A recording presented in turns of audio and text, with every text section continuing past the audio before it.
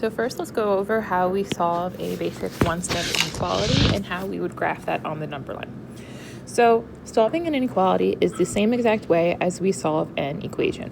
So we want W to be by itself. So we look at the side that has W. It has 8W. When there's no symbol, that's multiplication. The opposite of multiplication is division. So we divide both sides by 8. When I divide by 8 on this side, I'll be left with W. We write the inequality symbol, and 8 divided by 8 gives us 1. So that's telling me that all of my solutions are the values that are greater than or equal to 1. So now I'm going to graph this on a number line. We put our number in the middle, and one number to each side, or two numbers.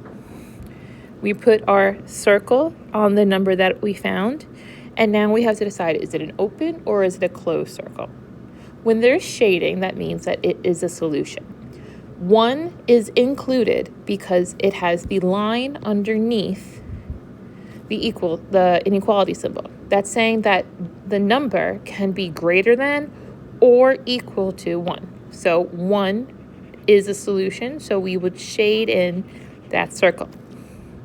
Now we want all the numbers that are bigger than 1. So list out the numbers that are bigger than 1, 2, 3, 4, 5, right? 2 is greater than 1, so I will shade this way. Number 15 on the practice test is very similar. However, it is a two-step. So we draw our line, and we want to be left with just x.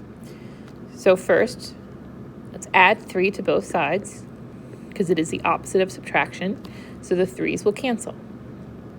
I'm left with negative 3x is greater than 15. Now, the operation left on this side is multiplication. The opposite is division. We want to get rid of a negative 3.